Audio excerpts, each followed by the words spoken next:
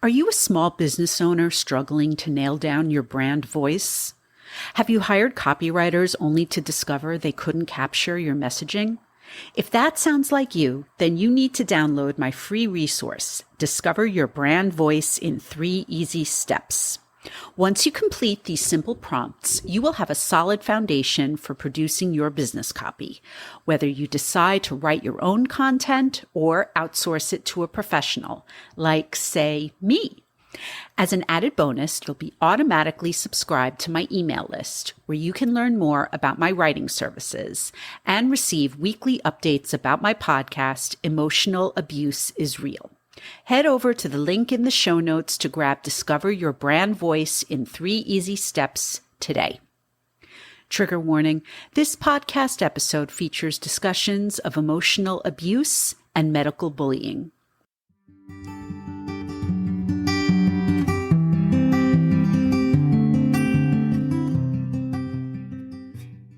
Hello, everyone, and welcome back to Emotional Abuse is Real.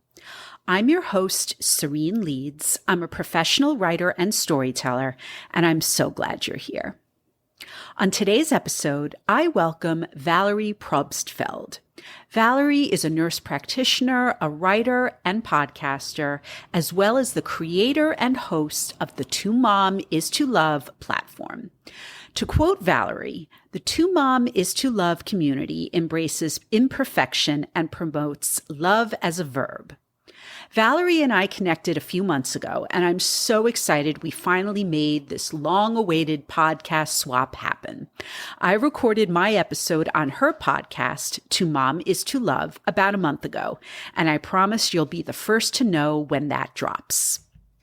My conversation with Valerie touches upon several important topics, including her own childhood emotional abuse, as well as the concept of medical bullying. We also chatted about how we are both trying to break harmful generational parenting cycles in our respective parenting journeys. Basically, there's something for everyone in this episode, whether you're a parent or not. And the biggest takeaway is that we're all guilty of being too hard on ourselves. But as always, before we get into the episode, I have a few quick announcements. Please make sure you're following me on Instagram and on Threads at Serene Leeds Writes. That's SarenLeedsWrites. And that you're subscribed to this podcast on either Apple Podcasts, Spotify, or YouTube. Also, don't forget to support Emotional Abuse is Real by leaving a 5-star rating and by writing a review over on Apple Podcasts. I'd also like to remind you that Emotional Abuse is Real still has a Buy Me a Coffee page, and donations are always welcome. That's because this podcast is a one-woman operation, and your donations help support the podcast's production costs. If you're interested in sharing your emotional abuse experience on this podcast, please either DM me on Instagram, email me at hello@sereneleadswrites.com, or fill out my quick and simple application form. I've left links to my Instagram, email, the show's application form, the Buy Me a Coffee page, and my free download, Discover Your Brand Voice in 3 Easy Steps, in the show notes. Finally, I have a message for all of my fellow American listeners, which, let's be honest, is the majority of you. Today is October 23rd, 2024. If you haven't made a plan to vote yet, I implore you to do so today, whether it's by voting early or arranging to go to the polls on November 5th. If you follow me on social media or read my weekly newsletter, you already know where I stand in this election. And if you don't, I'm proud to say that I've already voted for all Democrat candidates, including Kamala Harris and Tim Walz, through a mail-in ballot. But what about you? Our democracy is on the line this year, so please don't sit this one out and make your voice heard. To get more information about how to vote early in your state, please visit vote.org. I've also left a link to this site in the show notes.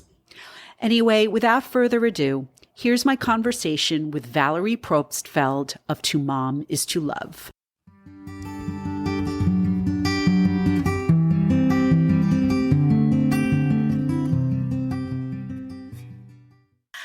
So, when we were connecting over the summer, we talked about a couple of different topics that we could discuss here on the podcast. I know you were interested in helping to raise awareness about two very important topics, which are both emotional abuse and medical bullying in the healthcare system. So, as I do with most of my guests, I'd like to turn the microphone over to you so you can share your personal experiences. Do you mind if we start with your childhood emotional abuse? Yeah, sure. That sounds great. Okay. The floor is yours. I would love to hear your story. Oh, thank you so much. Well, so I think this topic is something that I feel is important to get out into the open. And I still feel like I don't have the words to eloquently describe Serene. So bear with me. But Sure. I also feel like working through all of this is helpful, even if I don't necessarily have the words. And that's a lot of where my writing comes in. I write about it. And I think the term emotional abuse is just, I think there's so much that goes into it. And it's also scary to even say that to me. Yes. Yes. And I think that, and that's part of it, right? So let me preface it by saying, my parents did the best they could with the tools they had. So I feel like there are very important generational legacies that come to play. And so whatever that is, if that's, yelling or frustration or what is emotional abuse? I would have to look up the dictionary exactly. Very broad term. Absolutely. It's a very broad term. Yeah. Yeah. So I think where I would start of what does that mean and how can I take away the negative connotation of it? And, but also at the same time, honor that too, because I think there is this kind of back and forth of I don't want to be this, I guess for lack of a better word, disrespectful, but also it's to my parents, but also at the same time, raise awareness. And I think that's what's important. Absolutely. And so much of us, I think, in prior generations, we have had this, and we still do to an extent of when we close the door, we have a different experience than when we open up the door, right? When we open up the door into our lives, now social media more so, we have this public persona and this I'm perfect, everything is, just, we have it all together. But then in the reality, it may not necessarily be the case. And I think what I describe in my writing is my house growing up was infected by not a virus, not a bacteria, but with frustration and anxiety. And infection is very contagious. It also causes deafness and blindness. My parents didn't know to the extent what they were doing. And I would say prior generations as well. And I think that speaks volumes to what I guess I'll call emotional abuse is increased frustration, anxiety, or whatever that is, whatever term I would use with it. But I know when I was little, I would search for smiles because there weren't smiles. The body language, there was a lot of body language that was just, as a child, children are programmed as babies even to recognize smiles. And when you don't see that, there's this shame that goes into play of what's wrong with me? Why does mom yell? And what did I do wrong? So it became this quest for a long time of what can I do to get mom to smile? And, it was kind of a lifelong thing that required a lot of therapy and inward work. And I think ultimately to say, I'm going to be a different parent, not only to my kids, but also to my inner child. and know that it wasn't about me. It was about whatever it was, whatever the shame and the baggage that's kind of passed on through generations, like doesn't necessarily mean it's me. It's something that has been passed down for a long time. So what I would also say is I thought it was interesting, this whole deafness and blindness. When I became a mom, I was like, I am going to be this A-plus mom, excuse me, that does not really, this perfect mom, I guess, this A-plus perfect mom. But once I became a mom, my daughter was placed in the NICU, and I didn't study for that. I didn't, I didn't know what to do. And the control that I thought I had it evaporated almost immediately. And I was frustrated and I was anxious. And I remember yelling at people, at providers and stuff in the hospital, because I just didn't know what was going on. And I remember feeling that shame of like, this is not what a perfect mom's supposed to be like.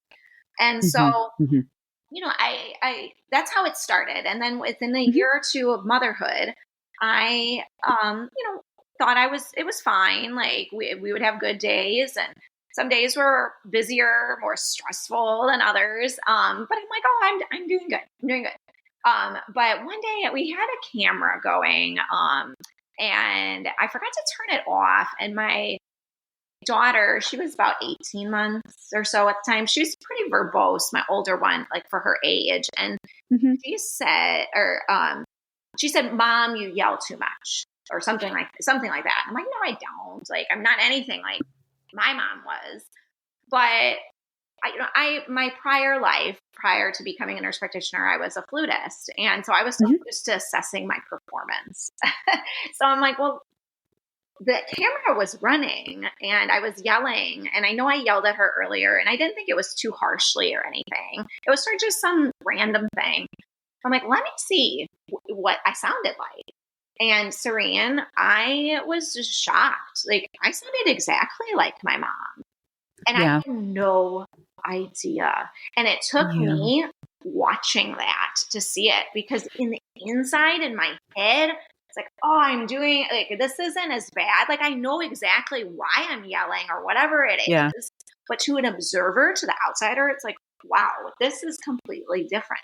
And that really is what ultimately like motivated me to like, I have to do something more. I have to do something different. And I want to spread awareness of this essentially infection that's so prevalent in society and so shaming. And so like, we all are doing the best we can. And ultimately, the only thing we can control is how we live the next moment. And are we going to live the next moment in love, or are we going to live the next moment in, fear, frustration, or whatever that is? And that's sometimes so much easier said than done. But the more I do that, the more I live. Yes. Oh my gosh. It's so hard. It so is. Yeah. And so I think, also with this whol To Mom is to Love thing, the reason why I came up with that title is because I looked up what is mother exactly, like, because everyone was calling me mom, or probably mostly mom. Like when I was in the hospital, the first few years of motherhood, I lost my name. I wasn't Valerie anymore. I was mom, which is fine. It's a beautiful name. Yeah. That drove me crazy in the hospital too. I remember listening to you talk about that on your podcast. And I remember being in the hospital and I wanted to be like, stop calling me mom. My name is Serene. Yeah. I didn't even want to, accept the fact that they're not going to remember. They're not going to learn everyone's name. These people, no way. That's not going to happen. But I really felt you when you talked about that. Oh, thank you. Yeah. Well, I'm guilty of it too. When I work with patients, like prior, I would do the same thing. But it is like this. We have a name still, and so I remember writing that down. Like, everyone calls me mom, so let me look up what mom is in the dictionary. And I realized it was a verb as well as a noun. And the verb to mom or to mother means to give birth or allow one to rise, to care or protect, according to Merriam-Webster. And when I thought about that, I'm like, what does all those things? And that's love. Like love gives birth, love allows one to rise, care, or protect. And ultimately, that's all I can control. Like I was saying earlier, like I can't control what my self expectations of this perfect mom is going to be. I can't control what society's expectations are or anyone else's, but I can control my verb. And that's what I try to work on. And some days are easier than others, and some hours are easier than others, but it's a growth mindset. And I wish that my parents, I guess, like understood that growth mindset more. And I'm glad that we are now starting to have that conversation more of it is, we don't fail. And I don't like the word fail. And Carol Dweck talks about that, of this power of yes. And it's like, we can apologize. We can say, you know what? I messed up today. Like just yesterday, for example, like I'm on this platform talking all about this. Like my daughter, like she keeps me accountable. Like now she is almost 9. And she will be like, oh yeah, mom, you're working on your yelling. Or she'll say that every now and then. And it's like, well, thanks for being my accountability partner. I don't like have her do it, but I love it. She's so great about it. And I love it. Yeah. But yesterday though, she said to me, Mom, you yelled a lot yesterday or whatever. I don't remember what it was. And I don't even think I was yelling. Maybe I was. Maybe I needed to look at a recording again. I don't know. But I almost thought, oh, I don't know if I was, but I'm sorry if I was yelling. And she's like, Mom, when you yell, it makes me think that you don't love me. And I was just, oh my gosh, it was like Valerie. like, and I'm so grateful that God had given me the opportunity to be her mom and that she holds me accountable to this. And at the same time, we're not perfect, but I'm so glad she said that too. Cause I'm like, oh my gosh, like I just like she put into words, I feel like what I felt in my childhood. And it's like, oh my gosh, I don't know if I have the answers to how we can not, or how I cannot, like, I can't always be perfect. And my kids are gonna sometimes say, you know, Mom messed up on this. But at the end of the day, like if we continue, or if I continue just to do the best I can in the name of love and apologize when I messed up and say, you know what, I'm working on this. And, you know, like just as you're in school working on how to write and, you know, read all these chapters, all this stuff, like I'm working on this and we're going to work on it together. And, you know, I don't know. That's at least my theory. Maybe, you know, we'll see. I guess time will tell what they all say later. But I want to say, as an outside observer of what you just told me, already I am seeing such an incredible evolution through the generations. I just want to take a moment. So I hope that you can be proud of yourself, because what we're talking about right now is something that comes up so often on this podcast.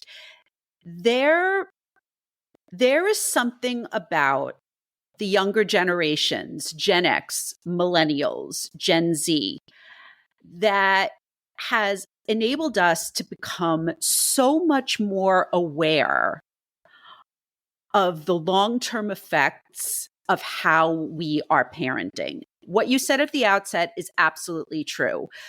Our parents, we're talking the boomers and everyone who came before them, they did the best they could with the tools that they had. The difference that I am seeing is that the boomers and the generations before them, for whatever reason, they have a really, really tough time recognizing that there does need to be a shift, an evolution. And that we as the younger generations are making that happen. We are not always going to do it right. I will be telling you in a few weeks tons of stories of how many times I have messed up, how I have yelled at my daughter and how she needs to hold me accountable. I never held my mother accountable And even if I did, it wouldn't have gone anywhere because the people who came before me, you don't criticize your parents. You don't tell them that they were wrong. They were just doing the best that they could. But I can recognize that sometimes I don't get it right. I am more the example I always give is, so my parents are not able to say the following phrase when referring to their parents, my grandparents. They were wrong. They can't do it. They just can't do it. And I've stopped asking them to do that because I get it. Yeah. I, on the other hand, have no qualms about saying you were wrong. They were wrong. I was wrong. Mm-hmm. And I think that is part of the evolution that we as the younger generations are striving toward. Yes. And we're going to mess up, but we are working toward that. And the fact that your daughter holds you accountable and that my daughter holds me accountable, I think it's absolutely beautiful. Mm. Yes, it really is. And thank you for saying that, Serene. Like, it is beautiful. And that's what's so, I'm Serene, I'm a history nerd, and I love to look up kind of what parenting was like back in the day. Yeah. And I like to look up old newspapers and magazine articles and all this stuff. And I see exactly what you're saying. Like, and a lot of, we're doing our parents were generations prior to the boomer, all that stuff. They, with the tools that they had at the time, being a good parent was to instill on what they feel will make their child successful in the future. And, prior generations doing as you're told, not, like having this, like that kind of mindset is what was going to make you successful so many of the times. And now we're challenging that more. We're challenging that paradigm. And exactly. When, so this was a couple of years ago, for tons of reasons we're not going to go into. I don't have much of a relationship with my extended family anymore for loads of reasons. But I would say about 2.5 years ago, there was a big Zoom call with my extended family to celebrate what would have been the 100th birthday of my grandfather, who died in 2006. And I joined the call, but I was muted. I had the camera off and I was just listening. And I wound up actually having to just turn off the call because when everyone was sharing stories about how my grandfather and my grandmother raised everybody and their behavior, and everyone, they were kind of like, oh, that's just what they were like, or that's what it was like back then. I was starting to get traumatized. I was like, no, I can't listen to this. Like I get where it was coming from. Yeah. But I was like, this is not something that should be celebrated. Yes. Now I understand that this is all that my mother ever knew. And, I understand. But for me as a mother, I was getting too triggered. I was like, I can't listen to this. Yes. So I was like, that was such a stark example of the difference between the generations. Absolutely. Yeah. Yeah. And thank you for sharing that, because there is so much of that. And I hear the same thing of like, that's just the way they are. That's just the way they are, whatever. That's how that's how I grew up. That's just the way they are. Yep. And I don't accept that argument about anybody anymore. My grandparents are gone now, but that I don't accept that argument about anyone. Yeah. And I think that, with all of the information that we have in the last, 20, 30 years, we have so much information at our fingertips, and it's impossible to ignore the evidence on how important this is. And it really, for me, I feel like it's my mission to be that transition person, because there's, Serena, as you're talking, there's a song that I cannot think off the top of my head the name of it, but the artist is Sarah, and I'll have to send you the name. Okay. She sings about going back to the childhood, and I don't really know what the reasoning of why she sang those lyrics, but that's kind of how I interpreted it. And she says, the roads are closed off to me with all that I've learned. And I thought that was just like a very powerful statement of like these roads of going back to like saying, oh, that's just the way they are. That's just whatever. Like that I've learned different. I've learned more. And it's like that, well, that's not I guess acceptable is the word that's coming to my mind. But just because it's like, I know there is evidence, Dr. Jen Fraser, incredible. She wrote an incredible book, The Bully Brain. Yeah. And she has another book coming out soon about gaslighting. And she talks about how there's literal changes in the brain. It's wild. And the more, I think maybe like Dr. Fraser and I were talking about this, the more visuals, maybe we need more visuals. We need more visuals to show people like, this is what happens to, for example, your child's brain when this is happening, or when there's school bullying or medical. I know we'll talk about medical bullying and all that too, but this is what happens. And not to like point a finger, but just to say this is knowledge, and what do you do with that information? So totally, yeah. Dr. Fraser has been on this podcast. We've had gosh, I know your episode. Yeah. What episode is it? It's if you go back to the Toxic Workplaces series, Okay. we talk all about that, and her book, the Bully Brain. We talk about all of that. She is incredible. Well, I encourage anyone who's listening to this episode to go back and listen to that episode, because she is. Thank you. She's amazing. Yeah, I had her on mine, and I just I'm in love with her. She's wonderful. Yeah, she's wonderful. Yeah, I was like, after her. Yeah, yay, Dr. Jen Fraser. Yes, go check out my podcast episode. Go check out Valerie's. She knows what she's talking about. I love that. Yes. Oh my gosh. Yes. Yeah.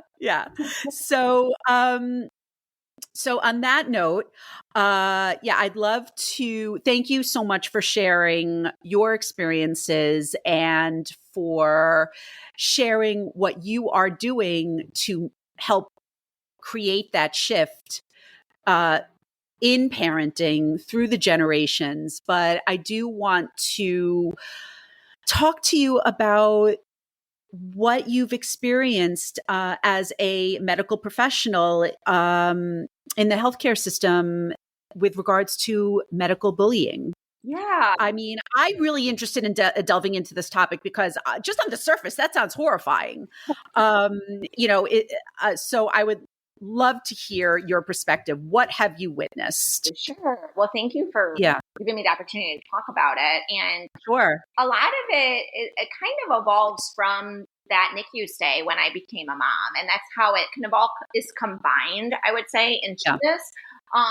But I think a lot of it is because I was in the medical field for so long, and I became, from our time in the NICU, and we weren't there for very long, but in those days, I was a nurse practitioner, and everyone, I did know some of the people that were in this hospital. Like, I've worked with them in the past. So nurse practitioner. And then over that week, I was an anxious mom. Like that's, and it was this, you could tell this shift, and, which I thought that was interesting in itself, but there was, I think there was a bit more, I guess, what's the word that I'm trying to think of? Like, they were, some of the providers shared more with me since I was in the medical field. So they were oversharing? Oversharing, but also quizzing and doing things like I'm a resident and I'm like almost like this is a teaching hospital. let's quiz about things. And that was very traumatic, where there was no, I think I can speak for many medical professionals where like you have your work mind, and like, X, Y, and Z, and sometimes too much, but then there's the parent mind, and it's completely different. Like I know worst case scenarios, but I'm not thinking in a medical way when I'm being told certain things about my own child. And so I think that was interpreted a lot as like this excessive worry. And Serene, there's a lot, I think, of work I still need to do with it, but I saw so much of it in this week that when I disagreed with the plan, because sometimes I just had the mom intuition, and not to say that, like there are absolutely, most providers are like the plan makes sense and all of this, but I think that there was this taking my seat away from the table a bit because, my anxiety, and moms still deserve to have essentially the most important seat at the table, I feel like, in these situations, because we do have that mom intuition. And if I feel like something needs to be done or not done, at least I should, my voice should be heard. And some providers were, and some were less likely to. It just depended. And I think that first of all was something that we, that I feel like needs to change. And I would say it's maybe not necessarily all facilities. It's just kind of based on my own personal experience of like, just know that there is this mom intuition, I would say, and not to downplay it, if that makes sense.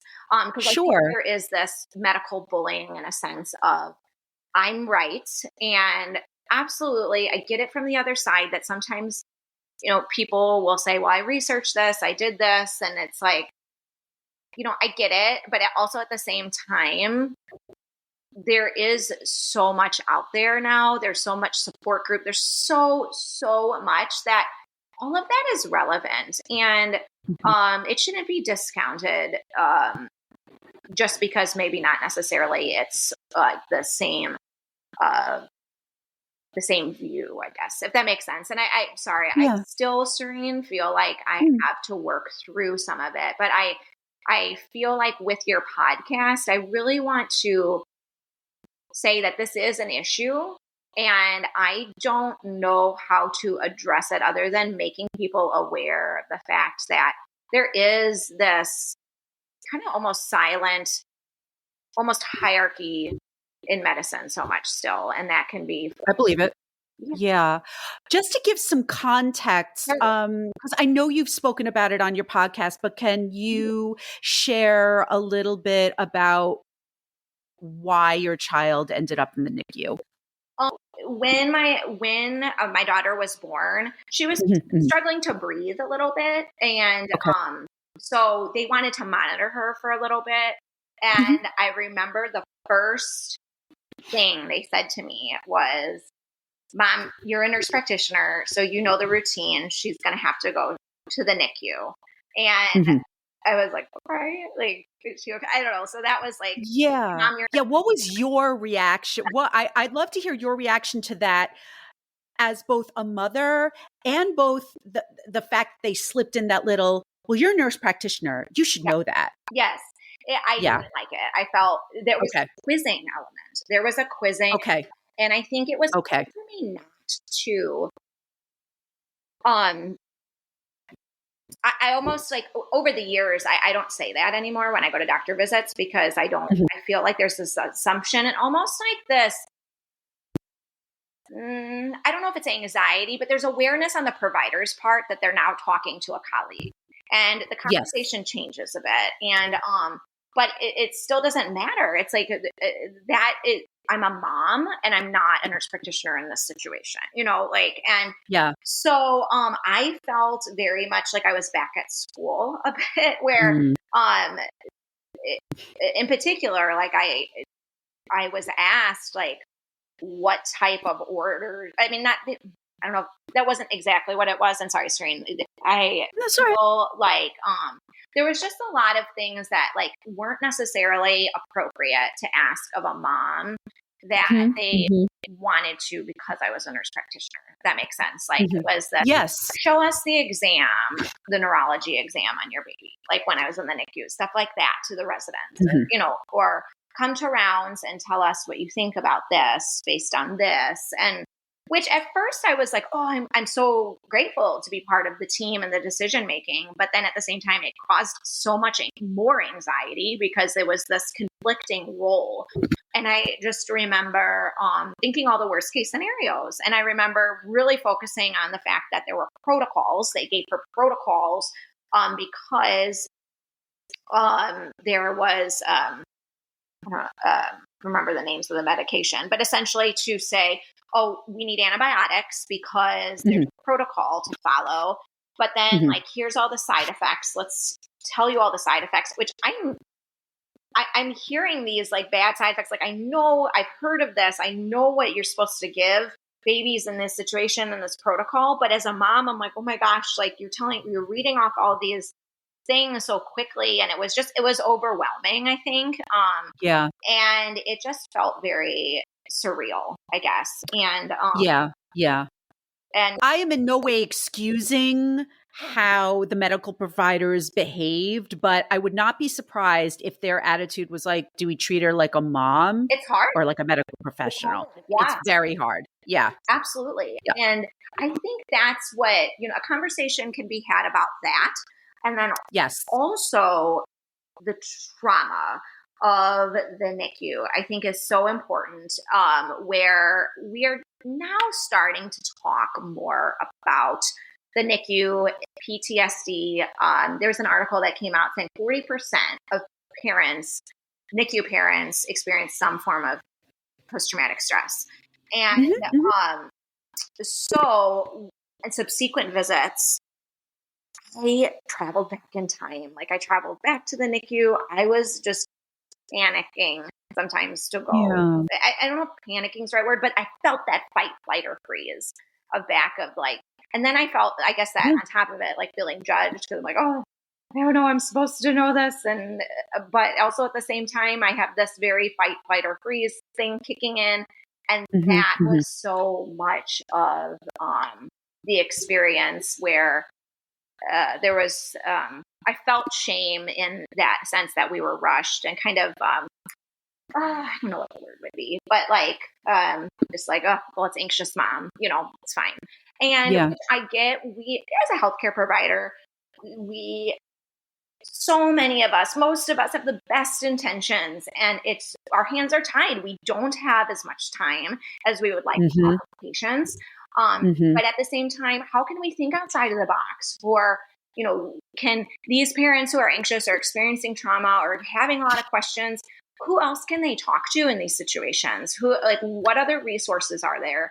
And that's a lot of like, sometimes on my podcast, we'll talk about of like, how can we get more resources out there to the public for providers that can't necessarily, but they just don't have the time to say, well, here's, for example, even like some podcasts I feel like are wonderful. They're wonderful for patient resources.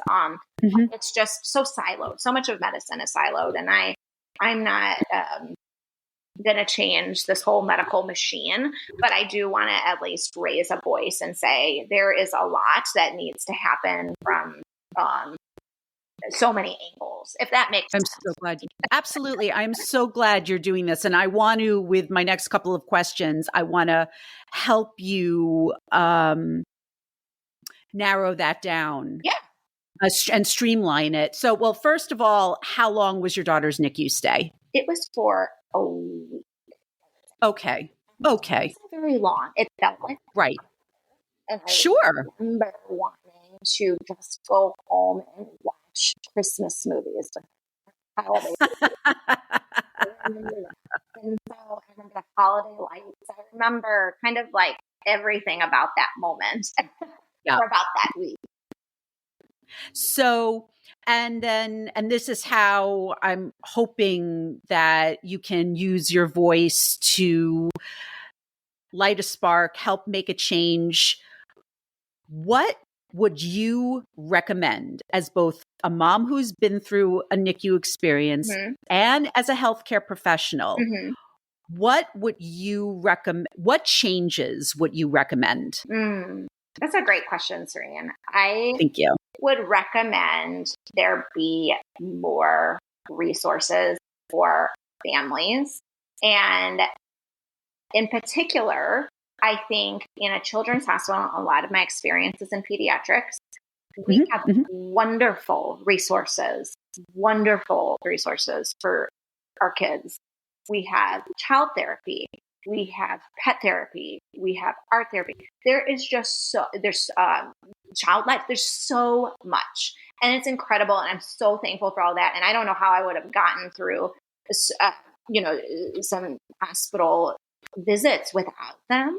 But also I feel like it's a call to action that we need to have that for families as well. That we have a chaplain, we have chaplain services, which are great. We need to spread awareness of that. But also, I want to see the dog. Like, I want to hug the dog. I want to cry to the dog. I want to draw a picture when I am overwhelmed. I need, when I feel overwhelmed, and I know I'm not the only one in the hospital, whether that be a NICU or a surgery or whatever that is, there has to be more resources for parents and families, and continuing those resources for patients because they're incredible, but expanding that a bit, or maybe having a grounding room, something, and if we don't have time as medical professionals, which I understand we don't a lot of the time, how can we get more resources and say, you know what, let me call someone and bring that dog, bring whatever. And they're the cutest. I don't know if you've ever seen a pet therapy dog. I have. Yeah. They're wonderful. No, I just want to clarify that it sounds to me that the resources that are really needed in these situations are more social workers, therapists, like you said, pet therapy, art therapy, because the medical providers, like you said, they are too busy. There's so much saving lives and, making people well again. And I appreciate what you said about the chaplains, but not everybody wants religious support. Yes. And I'm glad you brought up that point too, because I have done a bit of research, not much. And the research being like, I walked into a couple chaplain or chapels of hospitals and stuff just to kind of see what it's like. And I wish it was said in a different way, because the ones that I've seen, it's not as much about, religion or whatever it is, but more about wherever you're releasing control to. But there is so much of that verbiage that I think kind of makes people uncomfortable sometimes. And I wish there was, and I do remember that when I was in the NICU, one of the nurses said, do you want to talk to the chaplain about any of your concerns or whatever? Or maybe I went to the chapel and saw it. But anyway, I remember the first question they asked was, what religion are you? And it's which for some people that's very important, and not to discount that, but also we need to separate or I don't know if separate's the right word, but just have something for people that either want to go down more of a religious route or maybe necessarily a different route of just I would say compartmentalize. Yes. Yeah, because you were talking about the chaplains. I am in no way saying get rid of the chaplains. Absolutely no. You need to keep them because there are plenty of people who are going to seek comfort and support from the chaplains. But I'm talking me personally. If I was given a choice, do you want to speak to a rabbi or a therapist? I'm choosing the therapist. Yes, and that's a good point. We need to have therapists. Yeah, What's in here? that's what I'm saying. Like, I would have loved that. And Yeah. So, Yeah. so yeah. And we're gonna talk about the need for more therapists when I come on your podcast. I've got a lot to say on that front. Too. I love this.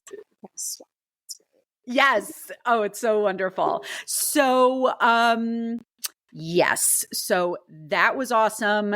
To wrap all of this up, I want to give you the opportunity to just share any other nuggets of wisdom that you've learned from your experiences that you would like to pass along to our listeners. Well, thank you so much. I guess I would leave all of this. I mean, I know we talked about a lot of topics, but just to know that you're doing the best you can. We all are doing the best we can. And I am so proud of every mom out there, because we have a beautiful job. It's a beautiful job, and we are entirely too hard on ourselves. And oh God, yes. I really want us moms to come together and say, we're doing this in love. Like, that's what we're doing, to mom as our verb. Like, we are living each day in love. And some days are so chaotic. Some days are so frustrating, but they're also beautiful at the same time. And yes, I say this so much, Serena, and you may have heard it in one of my episodes or posts. Yeah. But I love this, especially now that the seasons are changing. In the fall, I find the fall colors so beautiful. Oh, yeah. It's interesting that in the summer, the chlorophyll in the leaves that's producing the food and all from photosynthesis, sure, masking. So the green's not like the true color of a lot of trees. The true colors are fall colors, like the yellows and the oranges in particular. Decreased light.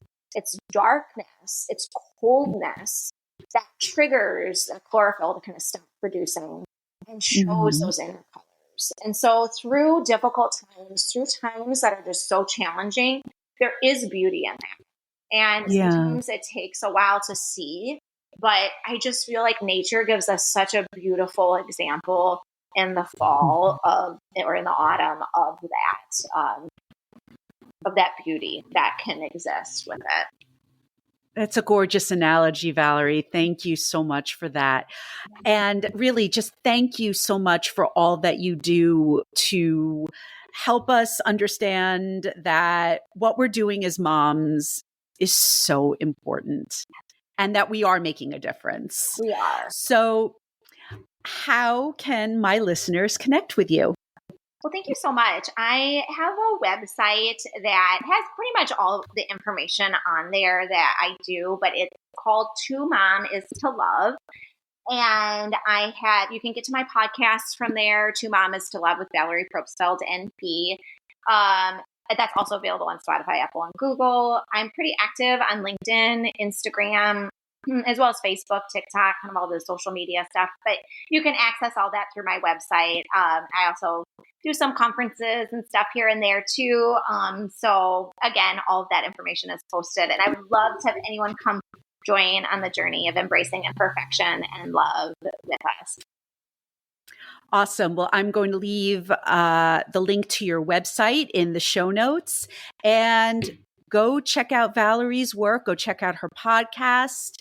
And Valerie Probstfeld, thank you so much for coming on the podcast today. It really was a pleasure speaking with you. Thank you so much, Serene. I really appreciate it. And the pleasure is all mine. Thank you so much.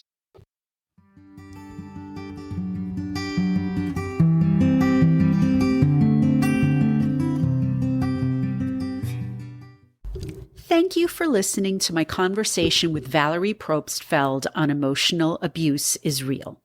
If you would like to connect with Valerie, I've left links to her website, podcast, and social media in the show notes.